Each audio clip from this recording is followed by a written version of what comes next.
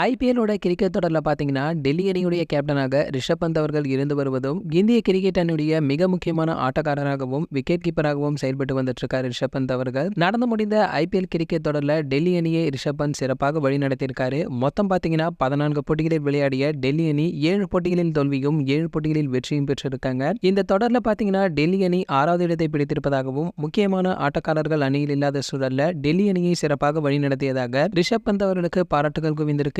நடந்து முடிந்த உலகக்கோப்பை T20 கிரிக்கெட் தொடர்ல கூட ரிஷப் பந்த் அவர்கள் பாத்தீங்கன்னா அற்புதமான ஆட்டத்தையுமே வெளிப்படுத்தி வந்திருக்காரு. இதற்கிடையில டெல்லி அணி நிர்வாகத்துடன் ரிஷப் பந்திற்கு கருத்து வேறுபாடு இருப்பதாகவும், இதனால அவர் அடுத்து வரவுள்ள ஐபிஎல் ஏலம் மூலமாக சென்னை அணிக்கு மாறுவார் என்று பிரபல ஊடகம் ஒன்று தகவல்களுமே வெளியிட்டிருக்காங்க. ஏற்கனவே சென்னை அணியில கேப்டனாக செயல்பட்டு வந்த தோனி அவர்கள் அந்த பொறுப்பில் இருந்து விலகியிருக்காரு. தற்பொழுது ருத்ராஜ் அவர்கள் சென்னை அணியை வழிநடத்தி வரும் நிலையில ஒருவேளை ரிஷப் பந்த் அணியில் இணைந்தால் அவர் கேப்டனாக நியமிக்கப்பட அதிக வாய்ப்பு இருப்பதாகவும், தோனி அவர்களுக்கு மிகவும் நெருக்கமானவர் ரிஷப் பந்த் என்பதும் குறிப்பிடத்தக்கது.